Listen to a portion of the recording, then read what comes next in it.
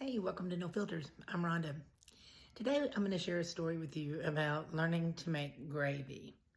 Now, down here in the South, pretty much all across the South, gravy is not only a side dish, it could be a beverage. It could be a main course.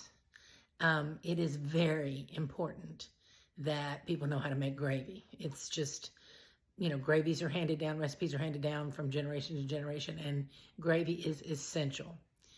Well, my mother was an excellent cook. All my aunts, grandmothers, excellent cooks. I just never saw the need to, really go in the kitchen because they all had it handled. So I was happy to be cleanup crew. So I never really mastered making gravy. So I was grown, living on my own. I was living in Washington, D.C. at the time, and I wanted to make biscuits and gravy. It had just been too long. Even though that's technically the South, I wanted, my grandma's gravy. So I called my grandmother and I said, okay, let's make some gravy. She was thrilled. I mean, she already had a cookbook for all of us grandkids with chocolate in it, not chocolate gravy because it didn't have flour, chocolate, and all her cakes and cookies and just all kinds of stuff. Now, I'm not sure my grandmother owned any measuring instruments at all.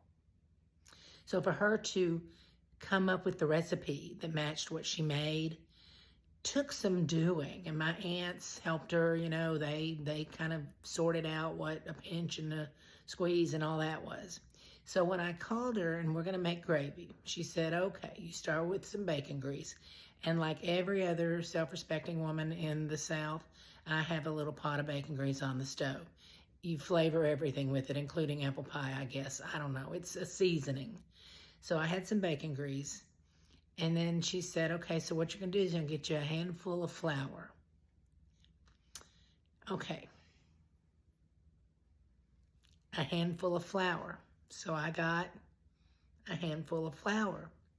My grandmother's hand is about that big. There was something lost in translation there. So I had myself an enormous amount of flour in my little bit of bacon grease. And I soon had sort of a dough, quickly becoming mortar going on. So I outshifted some to another skillet, add a little more bacon grease. Next thing you know, I got 3 skillets of goo going, no gravy in sight. So we keep on. She's on the phone and she's walking me through this. Well, how much flour did you use? I said a handful. She said, well, that ought to be right. It's an imperfect world. So I'm making my gravy and I'm stirring. Finally, I get enough in the pan with, I'm sure I've got like a cup of bacon grease in there to offset all this flour. And so finally, we salt and pepper and we do, and it comes out not too bad, pretty decent. But that was the first time I ever tried making gravy. And I'm glad it was over the phone and we didn't have FaceTime and we didn't have any of that, because she'd reach through that phone and smack me silly that I didn't know how to make gravy. And it was, it just kind of kept making itself as we went along. It just got to be so much so.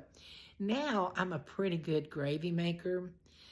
So I'm usually the one that's in charge of gravy. I don't do much other cooking, baking some, but you got to know how to make gravy if you're going to live down here. It's important. If you like my stuff, please like, share, follow, subscribe, and I'll see you next time.